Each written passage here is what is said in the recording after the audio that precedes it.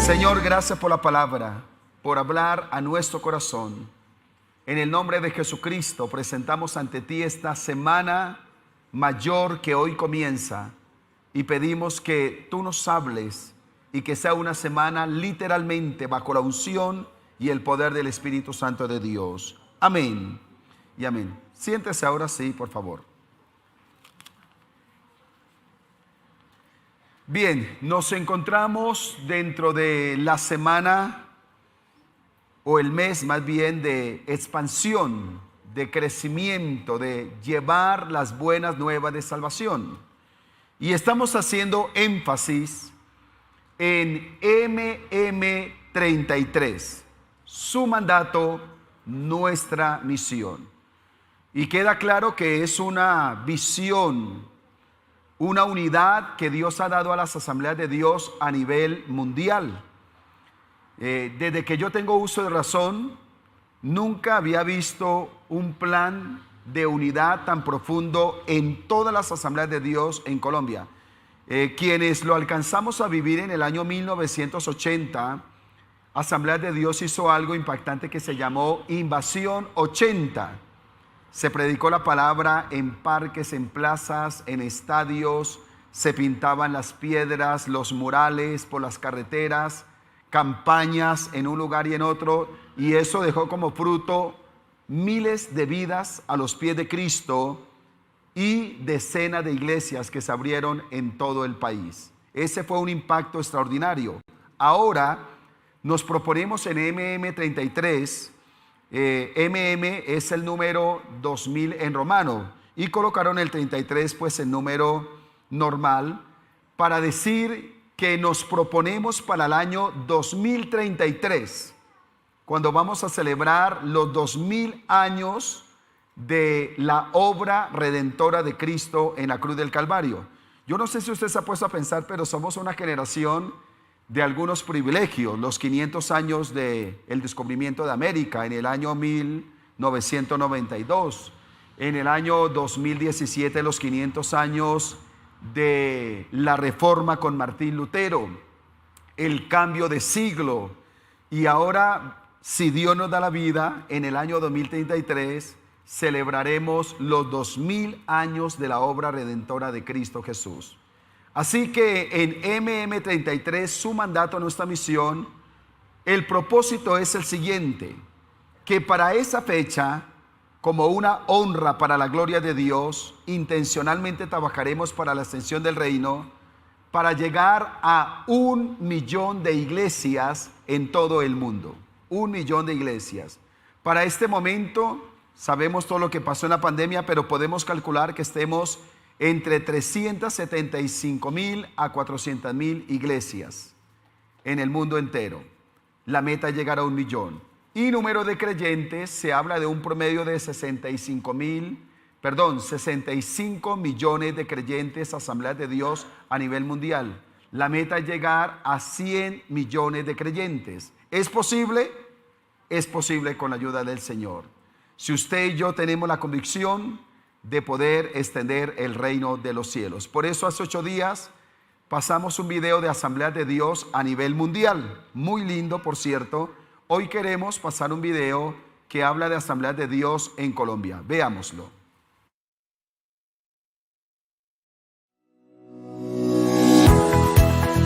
El Concilio de las Asambleas de Dios de Colombia es un ente eclesiástico que hace presencia en todo el territorio nacional a través de 3 distritos y 30 secciones geográficas. Las Asambleas de Dios se administra a través de los siguientes ejes.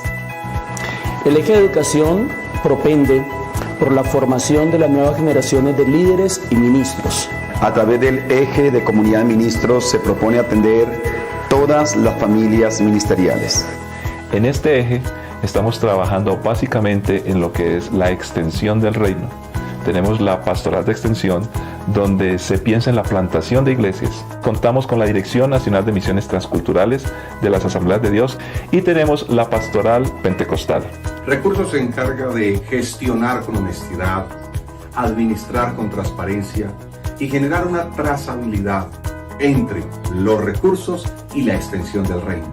Eso es lo que hacemos desde nuestro resorte de recursos en las Asambleas de Dios, Colombia. Somos un concilio que tiene gran énfasis en el mover del Espíritu Santo con fundamento doctrinal. Proveemos una capacitación integral a todos nuestros ministros. Somos una institución con una pluralidad de ministerios, lo que nos hace mucho más fuertes. Medio raro, ¿no? Medio como raro. Bien, en Colombia estamos hablando de un promedio de 1.500 iglesias. 1.500 iglesias y un promedio de 1.600 ministros credencialados. Estamos en la mayoría del territorio colombiano a través de 3 distritos y 31 secciones que componen los distritos, para que estemos orando delante del Señor y podamos contribuir a la extensión del reino de los cielos. En el caso nuestro, como asamblea, como Ministerio de Cielos Abiertos, bueno, Dios nos ha llevado a plantar iglesias ya en municipios donde no están, y nos proponemos en abrir obra municipio de Anserma, donde no hay iglesia. Allí lo vamos a hacer con los pastores Luis Alberto y Janet Ríos. Estaban en Quinchía por un asunto direccionado del mismo distrito. Ellos van a estar allí para abrir la obra. Y estamos orando al Señor, escúcheme esto, porque hay un municipio donde vamos a abrir la obra de una manera fuerte, y es en el municipio de Tadó, en el Chocó. Allá está nuestro hermano Gerardo, joven, haciendo un trabajo, pero vamos a enviar una pareja y abrir la iglesia de manera formal en ese lugar. ¿Decimos amén a eso? Amén. ¿Contamos con sus oraciones? Amén. ¿Contamos con la siembra misionera? Amén. Bajaron los amenes. ¿Contamos con la siembra misionera? Amén. ¿Alguien anhelaría ir a ese lugar? Bajaron los amenes. Mire lo interesante, pero hay que hacer la obra con la ayuda del Señor. De pronto mandamos a Andrés y a Diana por allá, al Tadó. ¿Sí se irían? Bueno, dijeron que sí, que haya quedado eso en cámara, entonces los enviaremos. Bien, comienza la Semana Mayor, Semana Santa. Y es importante dar la relevancia y la aplicabilidad que corresponde. Recuerdo en tiempos de otrora que Semana Santa era un tiempo anhelado por la iglesia, porque celebrábamos importantes y poderosas campañas bajo el poder del Espíritu Santo. Por lo general, lo que pasaba en una iglesia era que desde este día hasta el siguiente domingo había una campaña todas las noches, predicador invitado. La iglesia se volcaba a apoyar, a evangelizar, a invitar milagros, gente liberada, muchas conversiones. De hecho, en el año 1987, en una campaña de Semana Santa con un gran hombre de Dios llamado John Jairo Cano, no sé si alguien lo conoció o no, un gran predicador, recibí el bautismo en el Espíritu Santo en medio de una campaña de Semana Santa. De manera interesante, y son las reflexiones que la iglesia no puede dejar de hacer, no se mira la Semana Santa de la misma manera.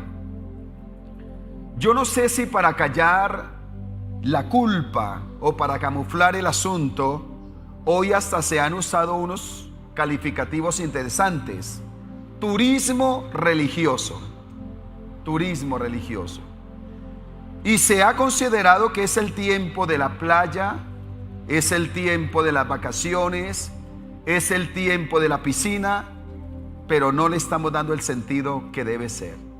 Si nosotros queremos ver un real avivamiento sobre nuestra nación, las cosas hay que llamarlas como son y hay que darle sentido correcto y profundo a la vida cristiana. ¿Decimos amén? Con ese entendimiento quiero compartir una palabra en Mateo capítulo 21, los versículos del 1 al 11. Vamos a leerlo. Mateo capítulo 21, versículos del 1 al 11. La palabra del Señor dice así: Cuando se acercaron a Jerusalén y vinieron a Betfagé, al monte de los olivos, Jesús envió a 2 discípulos diciéndoles: id a la aldea que está enfrente de vosotros, y luego hallaréis una asna atada y un pollino con ella. Desatadla y traédmelos. Y si alguien os dijere algo, decid: el Señor los necesita, y luego los enviará. Tranquilo, que no se les va a quedar con ellos. Todo esto aconteció para que se cumpliese lo dicho por el profeta cuando dijo: decid a la hija de Sión: he aquí tu rey viene a ti, manso y sentado sobre una asna, sobre un pollino hijo de animal de carga. Y los discípulos fueron e hicieron como Jesús les mandó. Y trajeron el asna y el pollino, y pusieron sobre ellos sus mantos, y él se sentó encima. Y la multitud, que era muy numerosa, tendía sus mantos en el camino, y otros cortaban ramas de los árboles y las tendían en el camino. Y la gente que iba delante y la que iba detrás aclamaba diciendo: Hosana al Hijo de David, bendito el que viene en el nombre del Señor, Hosana en las alturas. Cuando entró él en Jerusalén, toda la ciudad se conmovió diciendo: ¿quién es este? Y la gente decía: este es Jesús, el profeta de Nazaret de Galilea. 3 años y medio del ministerio de Jesús, y ahora va camino a Jerusalén. La mayoría de su ministerio lo desarrolló en la parte norte, alrededor del mar de Galilea, que es el mismo lago de Genesaret o el mar de Tiberias, donde hizo los milagros, donde calmó las tormentas, donde desarrolló muchas enseñanzas. Pero ahora desciende y va a Jerusalén porque sabe que la palabra se tiene que cumplir y llegar allí para entregar su vida para redención de la humanidad. Y la historia es conocida como la entrada triunfal a Jerusalén. Pero él lo hace de una manera sencilla, no lo hace como un rey que va en un caballo grande ni en un carruaje. Sencillamente, manteniendo un perfil de humildad, lo hace montado precisamente en un pollino. Y dice que mientras entraba a la ciudad, hay un camino de mantos, de ramas, multitudes que están allí para aclamarlo. Y dice que las arengas que se hacían era: Hosana al Hijo de David, Hosana en las alturas. Se habla que estaba en el monte de los olivos. Era una cordillera de 2.5 millas que tenía 3 picos y que se encontraba ubicada al este de la ciudad, donde sale el sol. Por allí fue que Jesús entró precisamente a la ciudad. Y siendo vísperas de la fiesta de la Pascua, eso hacía que muchos turistas vinieran, peregrinos, extranjeros, los judíos que estaban en la diáspora, es decir, desterrados que vivían fuera de Jerusalén, ahora venían a esta Pascua. Y se calcula que esta multitud de la que habla la palabra era un promedio de unos 2,5 millones de personas que llegaban a Jerusalén. Mucha gente. Y ahí estaba el momento de cumplirse la palabra de la redención de la humanidad. Y como se abre, lo que llamamos la Semana Mayor o la Semana Santa. Como iglesia, debemos comprender el verdadero sentido de este acontecimiento en la recta final del ministerio de Jesús.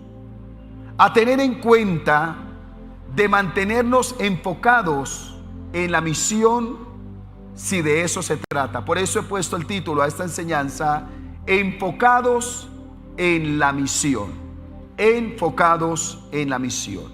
¿Cómo vamos a mantenernos nosotros enfocados en la misión que el Señor nos ha encomendado? Y le voy a decir algunas cosas importantes. Número 1, debemos ver la tendencia de las multitudes. Diga conmigo, la tendencia de las multitudes. Estamos hablando de una palabra escrita hace 2000 años. Me causó curiosidad que aún del clero y otras autoridades consideraron reescribir la Biblia porque la consideran un libro muy viejo, muy anticuado. Miren lo tremendo y lo atrevido, ¿no? Pero cuando se hace una correcta exégesis hermenéutica y homilética de un texto, nos vamos a dar cuenta cómo aquello que sucedió hace 2000 años tiene que ver con nosotros hoy, pleno siglo XXI, año 2022. La tendencia de las multitudes. ¿Sabe? Dice que aquí habían multitudes y gritaban y estaban delante y detrás de Jesús, a un lado y al otro. Pero a Jesús nunca le movió el piso esto, ni lo llenó de orgullo ni de vanagloria, porque las multitudes siempre estuvieron presentes en el ministerio de Jesús. En algunas ocasiones lo hicieron como curiosos de los milagros. Recordemos que los hebreos, los judíos, siempre se interesaban en ver algo nuevo. Y los griegos se interesaban en escuchar enseñanzas nuevas. Por eso donde había un maestro, corrían. No es que estos 2,5 millones de personas se hubieran convertido y amaran al Señor. Era una curiosidad más. Y ahí estaban presentes para ver milagros, para recibir enseñanzas nuevas. Y otros quizás para recibir los beneficios, porque sabían que el hombre multiplicaba los panes y los peces. Y en una época de estas donde dice el DANE que posiblemente este año puedan subir el 33% de los alimentos en Colombia, como no se había visto desde hace décadas atrás, pues hombre, seguir al que multiplica los panes y los peces, el asunto es bueno, porque nos ayuda a amortiguar la inflación. Eso estaba ahí, las multitudes siempre estaban presentes. Ahora, en esta ocasión, las multitudes lo exaltaban. Mire cómo tendían sus mantos. No importaba la marca, no importaba los finos, ahí estaban los mantos. Otros estaban haciendo camino con las ramas y trataban de alguna manera de hacerse presentes, visibles, y expresar que estaban exaltando al Rey de Nazaret, a Jesús, y estaban gritando Hosana, que significa sálvanos, y estaban clamando ahí delante del Señor. Ahora, la pregunta es: ¿por qué le estaban diciendo Hosana? ¿Por qué le estaban diciendo sálvanos? ¿Será que tal vez hasta este día estaban guardando la esperanza de que este rey, al entrar a Jerusalén, iba a hacer una revuelta para liberarlo del imperio romano? ¿Será que todavía estaban mirando de esta manera? Porque nótese que hay una pregunta: ¿y quién es este? Fue una pregunta repetitiva. ¿Quién es este que hace milagros, que sana a los enfermos, que resucita a los muertos? ¿Quién es este? Es más, Jesús una vez preguntó a sus discípulos: ¿quién dice la gente que soy yo? Y aquí otra vez la pregunta: ¿quién es este? Así que estaban gritando, haciendo arengas y exaltándolo a él. Pero qué interesante que son las multitudes que 5 días después lo estaban condenando. Y muchos de ellos quizás se decepcionaron de Jesús cuando fue tomado preso. No que nos iba a liberar. Y esas mismas multitudes eran las que gritaban: crucifícale, crucifícale. ¿Sabe qué nos dice esto? Que las multitudes no son confiables. De ninguna manera. Aunque son una fuerte tendencia, las multitudes siempre han estado presentes, pero no son confiables. Por ejemplo, son las multitudes las que nos pretenden decir lo que es bueno y lo que es malo. ¿Usted no se da cuenta que a través de las redes sociales y toda la publicidad que hay, la gente le está creyendo más a eso que a la misma palabra del Señor? Y la gente se está guiando por lo que dicen las redes sociales, por lo que dicen las multitudes. Entonces, ellas pretenden decirnos lo que es bueno y lo que es malo. Son las multitudes las que nos quieren decir cómo educar ahora a nuestros hijos. Son las multitudes las que consideran que quienes no lo siguen están fuera de tono. Son las multitudes las que nos están diciendo que a los niños se pueden matar en el vientre hasta la semana número 24. Son las multitudes las que asesinan a los niños. Son las multitudes las que están dominando a los jóvenes, como lo que sucedió en Florencia durante esta semana, que le dice a los jóvenes que hay que tomar Viagra con gaseosa y los intoxican. Y otras tendencias de redes sociales que le dicen que si las cosas no salen bien, se tienen que cortar el cuerpo, lacerar, hacer daño hasta quitarse la vida. Son las multitudes. Son las multitudes las que están denigrando el matrimonio para decir que el matrimonio entre un hombre y una mujer es lo anticuado y lo ha llamado a recoger y que ahí no hay felicidad. Por tanto, se tienen que casar entre dos hombres, dos mujeres, un hombre con varias mujeres, una mujer con varios hombres, un hombre con una mujer y un travesti, y toda la basura que le quieren meter al asunto. Son las multitudes. Son las multitudes las que están anulando a los ancianos, donde dicen que a partir de cierta edad ya no sirven. Son las multitudes. Así que tenemos las multitudes presentes. ¿Quiénes son las multitudes? El grupo compañero de un colegio. Pueden ser los vecinos. Puede ser la voz de un familiar que se hace más fuerte que la voz de Dios. Pueden ser los mismos compañeros de trabajo que el viernes en la noche le dicen: vámonos a tomar una cerveza, no sea bobo. Y usted se deja guiar por las multitudes. Es la presión de grupo, es la tendencia, es la influencia que nos quiere manejar la vida. Por ello, debemos comprender que las multitudes no son la voz de Dios.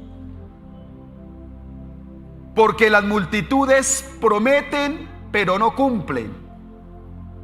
Ofrecen a través del espejismo una vida placentera y una vida de realización que jamás va a ser realidad. Pero ¿sabe? Jesús prometió y cumplió. Ese amén es muy raquítico. Yo hubiera gritado amén. Porque el Jesús y el Cristo que nosotros amamos y seguimos es aquel que ha prometido y ha cumplido. Por ello, es necesario obedecer a Dios antes que a las multitudes. ¿Cómo tenemos que decirle: ayúdame, Señor, a no dejarme guiar por la voz de las multitudes? Yo quiero llevarlo aquí a una reflexión y quiero que usted y yo seamos sensatos. Ha habido en mi vida, escúcheme esto, ha habido en mi vida una voz más fuerte que la de Dios, la cual me ha llevado o ha manejado mi vida. ¿Ha habido una voz más fuerte que la de Dios? ¿Un familiar? ¿Alguien de influencia porque tiene plata? ¿Una persona que domina la presión de grupo? ¿Y usted es consciente que en algún momento iba bien y se desvió por esa voz fuerte en su vida? Si es así, tendríamos que pedirle perdón al Señor, reflexionar y volver al camino correcto. Porque las multitudes sí que son fuertes. Las multitudes tienen influencia. Así que si nosotros vamos a estar enfocados en la misión, debemos conocer la tendencia de las multitudes.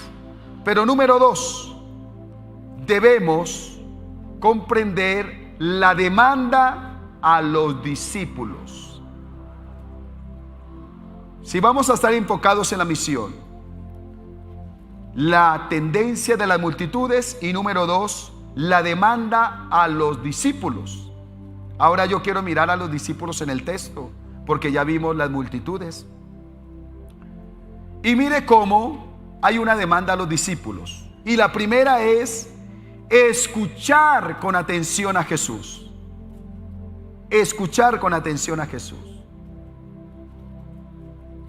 No en vano, lo primero que el Señor les está diciendo a ellos es, cuando está delante, dice, Jesús los envió 2 discípulos diciéndoles, id. Esa palabra id tiene una fuerza en el texto bíblico como usted no se imagina. Es una palabra que marca destino. Fue la misma palabra que el profeta Eliseo le dijo a la viuda, id y enciérrate tú y tus hijos. Id. Es la misma palabra que está en la gran comisión. Por tanto, id y haced discípulos. Ese id no es una sencilla palabra, vaya. Es una palabra que tiene una fuerza de destino. No sé si alguno de ustedes anoche vio el noticiero y estaban entrevistando al que fundó Interrapidísimo. Y nótese lo que dijo el hombre, que se nota que tiene un nivel de humildad. Y dijo, cuando yo era pequeño, mi mamá me mandó a hacer un mandado. Y yo fui corriendo, lo hice, le traje las vueltas. Dijo, y mi mamá me dijo una frase que me marcó la vida.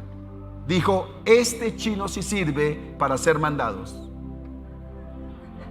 Y de ahí salió Interrapidísimo. Este chino sí sirve para hacer mandados. La voz de la mamá, de su autoridad, dejó una huella. Cuando el Señor decía, id, es una palabra que tiene la fuerza de cumplir propósito, de estar dentro del diseño original de Dios. Y esa es la voz para un discípulo, id. Parece sencillo lo que le voy a decir, pero nuestra vida puede estar guiada o por la voz de Dios o por voces extrañas. Y yo creo que el Señor, permítame decirlo con respeto, muchas veces estará sentado en su trono mirándonos y rascándose la cabeza, pero este gran bendito, ¿para qué se metió allá si yo no lo mandé? Yo no lo mandé a casarse en yugo desigual. Yo no lo mandé a meterse en esa relación. Yo no lo mandé a que se metiera en ese negocio. Yo no lo mandé a que se comprometiera de esa manera. ¿Por qué lo hace si yo no lo mandé? Si hiciéramos un estudio del id, es la educación del Espíritu Santo hasta que el corazón del discípulo esté afinado con la voz de Dios. Si lo quisiéramos unir con el punto primero, la voz de las multitudes es una voz muy fuerte y que ha desviado dolorosamente del camino a muchos. Nos hace bien orar. Nos hace bien orar si realmente queremos ser no de la multitud, sino queremos ser discípulos. Nos hace bien orar y decirle, Espíritu Santo, dame oídos finos que puedan escuchar tu voz. Dame un corazón sensible a tu voluntad, porque sí que hay voces extrañas que nos quieren sacar del propósito. Entonces la demanda es escuchar con atención qué nos está diciendo el Señor. En otras palabras, los discípulos nos debemos caracterizar por saber escuchar antes que por actuar. Necesitamos aprender a escuchar. Y antes de escuchar a la gente y antes de escuchar nuestro corazón, que predomine la voz de Dios en nosotros. Ahora, la demanda a los discípulos también nos lleva a obedecer aún sin comprender. Miren lo que les estoy diciendo. Id, vayan a la aldea que está enfrente de ustedes y traigan esa asna y ese pollino. ¿Usted cree que era fácil obedecer eso? Los 4 evangelios lo narran. Leí los 4 evangelios. Y usted lo puede corroborar que Marcos y Lucas dice que el dueño sí puso objeción. Bueno, ¿y para dónde se me van a llevar los animales? Aunque algunos consideran que de pronto Jesús conocía al dueño o lo conocían a Jesús, pero nótese cómo hay una orden: vayan a esa aldea y traigan el asna y traigan el pollino. ¿Cuestionaron ellos? Qué interesante que el nombre de los discípulos no está ahí. Y digo, ¿sería que el Señor, para no enredarse en el asunto, no mandó a Pedro? Porque de pronto Pedro le hubiera salido con algo. Yo no sé a quién mandó. Lo cierto es que los 2 discípulos que envió no dijeron nada. ¿Qué hicieron? Obedecieron. Obedecieron. Esa es una característica de los discípulos. Hoy podemos encontrar discípulos que más de obedecer lo que hacen es cuestionar lo que el Señor dice. Yo he encontrado personas en el camino que objetan los textos bíblicos, que no están de acuerdo, que le quieren hacer protesta al Señor, quieren levantar huelga porque no están de acuerdo con algunos textos. Casi que tienen la intención de reescribir la Biblia como los que le comenté ahora, porque no están de acuerdo con algunos textos. Qué rico que la palabra de Dios es infalible, superior a la conciencia y la razón. Qué rico saber que la palabra es la misma ayer, hoy y por siempre. Y qué rico que el Señor, cuando cerró la Biblia, dejó claro: cualquiera que quite de este libro, su nombre será quitado del libro de la vida. Y cualquiera que pretenda añadirle, las plagas de este libro también serán sobre él. Para decir que la Biblia es una sola, nos guste o no nos guste, hay que obedecerla. Y si uno no obedece, pues tiene sus consecuencias.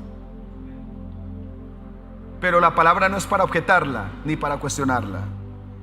Así que debemos decirle: Señor, enséñame a obedecerte, aunque no comprenda en el momento la intención de lo que tú me estás mandando a hacer.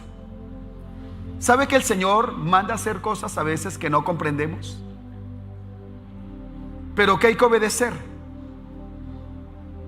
Y a veces no nos gustan, pero hay que obedecer al Señor. No las entendemos, pero hay que obedecer al Señor. La vida cristiana no se maneja con la lógica, se maneja con la obediencia. Se vive con la obediencia. Le voy a poner un ejemplo. Nuestro hermano Guido es un hermano hermoso de la iglesia en Pereira. Creo que algunos de ustedes de pronto lo conocen. Él ha estado en alguna de las oraciones. Y un día él estaba orando en su casa. Y cuando estaba allí en su cuarto orando, el Señor le habló a su corazón. Y le dijo: levántate y ve al aeropuerto. Y te voy a mostrar un hombre y necesito que le hable de mi palabra. Mire que es una orden no conocida, es algo no común. Y él se paró, tomó su vehículo, se fue para el aeropuerto Matecaña antes de que lo remodelaran como está hoy. Estaba más pequeño. Y llegó al aeropuerto y se puso a caminar y a orar: Señor, aquí estoy. ¿Quién es la persona? Pues un aeropuerto tiene mucha gente. Y en medio de ese dialogar entró a un lugar a tomarse un tinto y había un hombre en una silla sentado con un periódico. Y el Espíritu Santo le dice: ese es. Y de alguna manera se acercó muy prudentemente y le comenzó a tocar un tema, y el Espíritu Santo estaba en el asunto. Se generó un diálogo. Le voy a resumir la experiencia porque es muy larga. Ese hombre, un gran empresario bogotano, que hacía viajes a Pereira sencillamente para encontrarse con prostitutas que contrataba. La prostituta no llegó, fue el pastor, el hermano Guido, y se generó un diálogo, y el Espíritu Santo estaba ahí.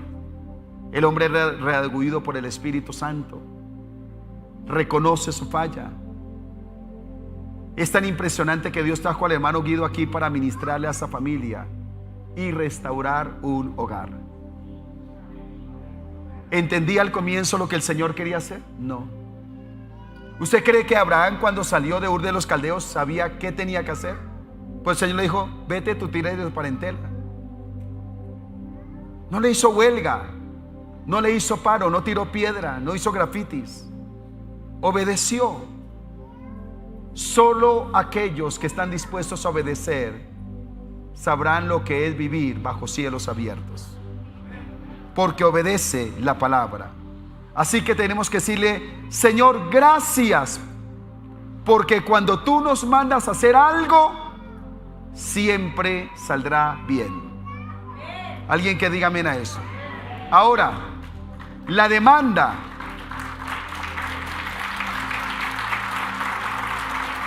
La demanda a los discípulos era permanecer hasta el final. Esta entrada a Jerusalén era una literal prueba de fuego. Y por eso iba con los discípulos. Porque para los discípulos era la prueba de fuego de su lealtad y de su fe en Cristo Jesús. Nótese que ellos dolorosamente huyeron. Solo Juan estuvo frente a la cruz. Pero para el Señor era la prueba de fuego, porque era el momento de entregar su vida en redención por la humanidad. Estaba reflexionando sobre lo siguiente: el Señor iba hacia Jerusalén, pero Él era consciente de que era el momento de entregar su vida por la humanidad. Por eso lo tercero que le quiero decir: si vamos a estar enfocados en la misión, debemos ser conscientes de la tendencia a las multitudes. Número 2, la demanda de los discípulos. Y número 3, la grandeza del Salvador. Diga conmigo: la grandeza del Salvador. Y en esta semana y siempre, Cristo tiene que ser exaltado. ¿Cuántos dicen amén? Mire la grandeza del Salvador. Jesús avanza hacia Jerusalén sin vacilar. Avanza sin vacilar. Cuando se acercaron a Jerusalén, el Señor era consciente de lo que le esperaba 5 días después: que iba a ser tomado preso, que sus discípulos le iban a abandonar, que había un juicio injusto, que iba a ser golpeado, bofeteado, escarnecido, que una corona de espinas se iba a poner sobre su cabeza, que iba a ser clavado en una cruz, que iba a ser traspasado. Él lo sabía.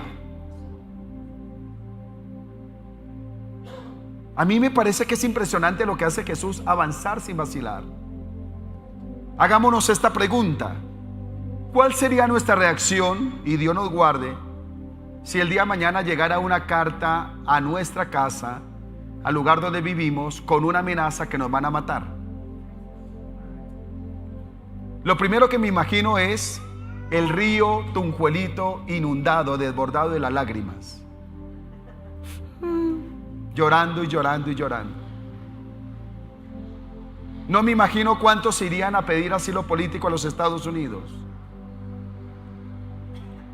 Otros pagando esconderos a peso, tratando de guardar nuestra vida. Y el Señor, que sabía que iba a ser sacrificado, avanza sin vacilar. Como cordero fue llevado al matadero, dice la palabra del Señor. ¿Qué carácter? No vivió por conveniencias. No era que me gusta o no me gusta. No estaba culpando a los demás. Avanzaba sin vacilar. Jesús manifestó su carácter y profunda decisión de cumplir la misión. Y creo que aquí tenemos que decirle: yo se lo he dicho al Señor, soy pastor, sobre mi vida reposa un ministerio. Y yo le digo, Señor, ayúdame a no retroceder cuando de cumplir tu propósito se trata. ¿A no qué? A no retroceder. Creo que esto tiene connotación con el último subpunto que le dije, permanecer hasta el final. Diga, permanecer hasta el final. ¿Sabe que ese es un llamado que el Señor nos hace? Y Él nos enseña a permanecer hasta el final.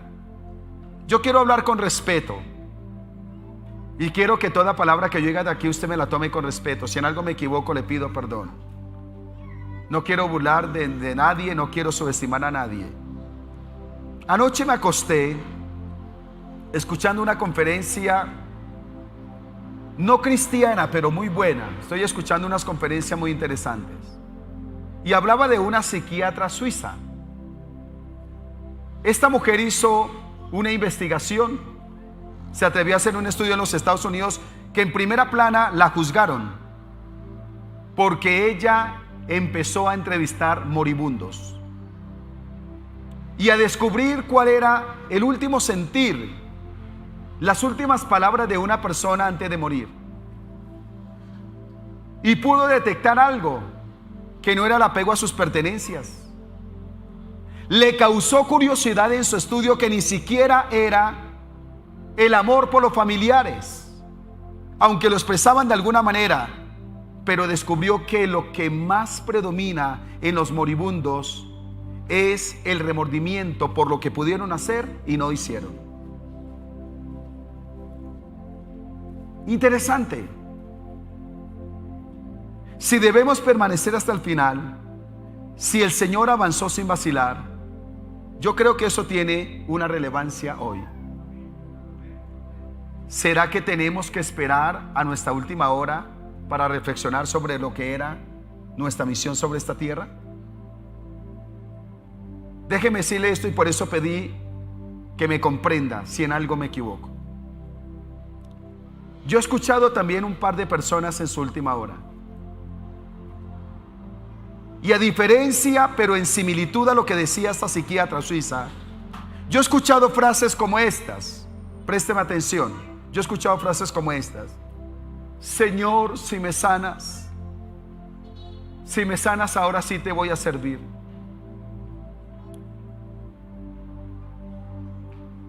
Yo he visto gente conectada a una máquina con oxígeno, moribundo. Señor, si me das otra oportunidad, yo voy a predicar tu palabra. Y aunque suena romántico, tenemos que hacer una reflexión cruda en esta mañana.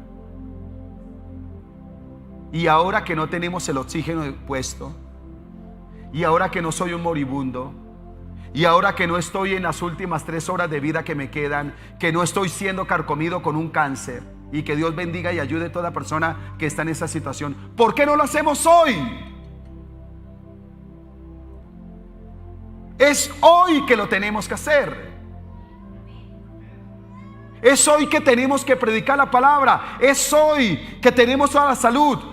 No agarrar el vestido de baño y irnos sencillamente a una playa en una Semana Santa. Es hoy que tenemos que servirle al Señor con todas nuestras fuerzas y todo lo que somos. Es hoy que tenemos la vida.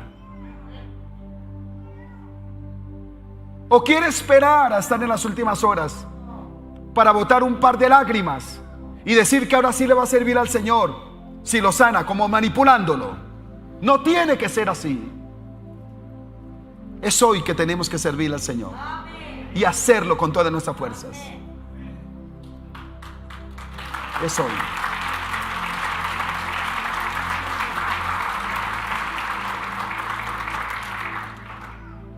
Yo sé que todavía no me voy a morir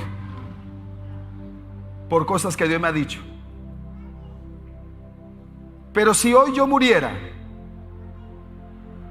moriría con una insatisfacción porque hay un sueño en mi espíritu que todavía no he visto cumplido.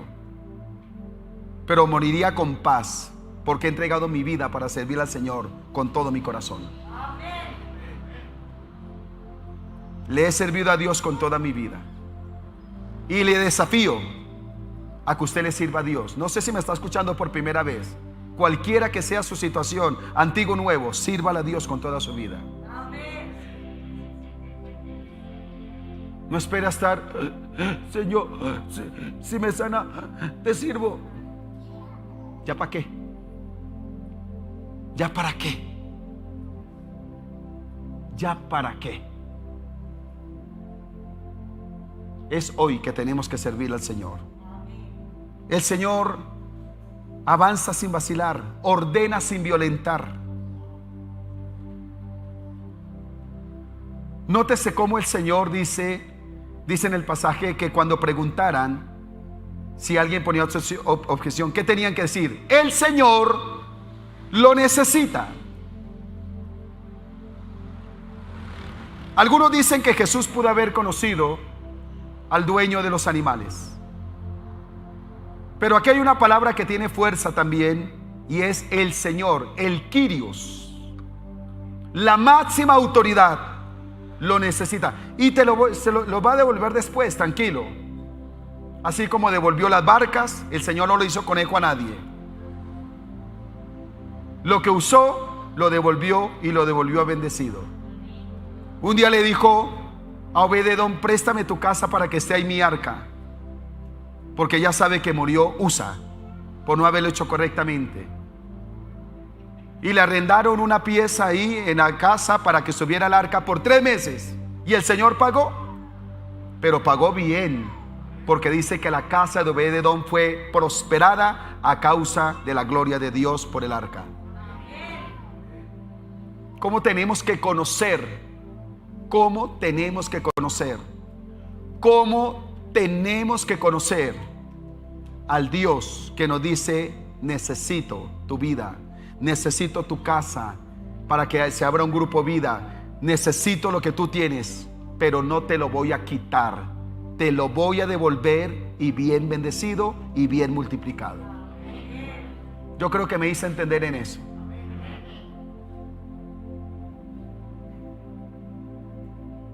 Como familia tenemos ese compromiso delante del Señor. Y Dios sabe que hemos tenido 2 momentos cruciales, determinantes de la obra, y hemos decidido entregar nuestra casa y entregar nuestro vehículo. Y sabe que hemos encontrado que el Señor multiplica. Y no lo estoy manipulando, le estoy contando mi historia.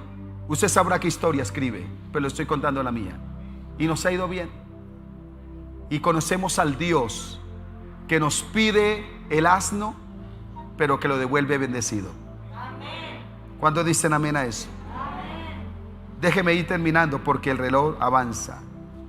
Aquí tenemos que decirle: Señor, todo lo que tengo es tuyo y está a tu plena disposición.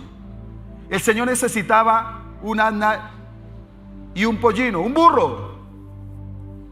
Tal vez el burro que el Señor esté necesitando hoy sea usted, sea yo. Para que no diga que el pastor lo insultó, soy yo.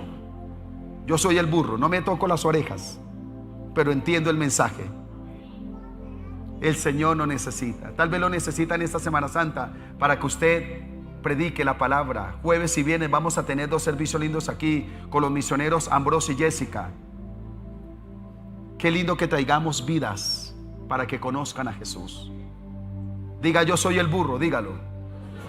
Usted y yo somos los burros que el Señor necesita, que prediquemos la palabra, que llevemos a Jesús a donde se necesita en esta Semana Santa. Y termino rápido diciendo: encarnar sin olvidar.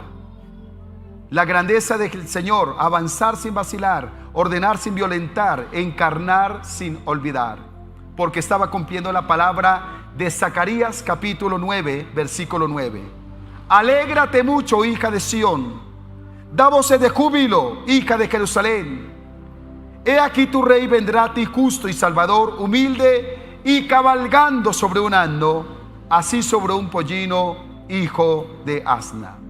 Ahí está la humildad de Jesús. Y tenemos que decir que la humanidad está decepcionada de promesas que no se cumplen, pero el Señor estaba cumpliendo la palabra. Yo no sé qué palabra le ha dado Dios a usted. Yo estoy haciendo un estudio de la palabra, subrayando con 5 colores. Y ya he escuchado a Dios a través del estudio de la palabra. Y yo me aferro a esa palabra porque Dios sí cumple lo que promete. ¿Quiere que le diga algo? Y se lo voy a decir así sin nombres. Y para que no quede sesgo de nada, absolutamente todas las campañas políticas que se están haciendo para presidencia, sus planes de gobierno, sus propuestas, ninguna campaña tendrá la capacidad de cumplir al 100% lo que está prometiendo. Cerrémoslo ahí.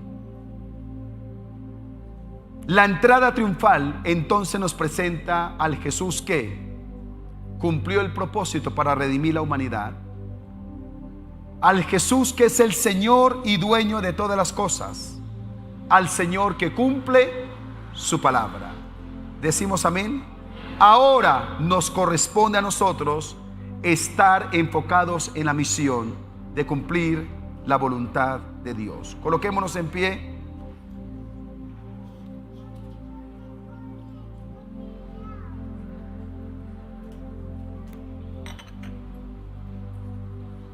Vamos a hacer una oración breve y vamos en la recta final para respetar su tiempo. Colóquese en pie, con ganas, así, con ganas. Yo tengo ganas. Cierre sus ojos. ¿En qué le habló el Señor hoy? ¿Su vida está siendo guiada por las multitudes? ¿Ha sido usted un partícipe de las multitudes? ¿O un participante? Tal vez usted también ha dicho a alguien: sí, sea cristiano, pero no sea tan fanático, no sea tan intenso. Vaya a la iglesia, pero no tanto. Cuidado, cuidado. Reflexionemos si las multitudes nos están influenciando. Reflexionemos sobre la demanda de los discípulos. Por favor, reflexionemos sobre ello. Escuchar con atención, obedecer aún sin comprender y permanecer hasta el final. Señor, te damos gracias. Por favor, oremos en lo que Dios le ha hablado. ¿Qué le habló Dios? Tal vez el Señor le dijo que no espere a que se esté muriendo para hacer compromisos. No es mañana, es hoy. Es hoy. No sea de las multitudes que solo viene para recibir beneficios y nunca se compromete. Sea un discípulo dispuesto a obedecer al Señor. Démoslo todo para la gloria del Señor. ¿En qué le habla Dios? Estoy plenamente seguro que a todos nos habló el Señor. Padre Celestial, recibimos tu palabra. Comenzamos esta Semana Santa con un desafío de estar enfocados en la misión. Perdónanos, Señor, cuando nuestra vida ha sido más guiada por las multitudes que por tu voz. Perdónanos, Señor, cuando nos hemos dejado influenciar del sistema y hemos vacilado en obedecer a ti. Señor, ayúdanos a ser discípulos de calidad, que estamos, Señor amado, prestos para escuchar con atención, obedientes aunque no comprendamos y persistentes hasta el final. Dígale eso al Señor: ayúdame. Yo veo algunos que están mirando para un lado y para otro, y allá en casa yo no sé cómo está usted, pero si yo no oro sobre la palabra, ore sobre la palabra. Y yo quiero terminar exaltando al Cristo de la gloria, que avanzó sin vacilar, que ordenó sin violentar y que encarnó sin olvidar la palabra. Tú mereces toda la honra, toda la gloria y toda la alabanza. Y ayúdanos, Señor, como iglesia, a recobrar el sentido real de la Semana Santa, que no son paseos ni asados. Señor, no es justo que tú lo hayas dado todo y cuando nos demandes entrega en tiempos como estos, te demos la espalda. Aquí estamos, Señor, para adorarte y glorificarte y servirte de todo corazón. En el nombre de Jesús. Gracias, Señor.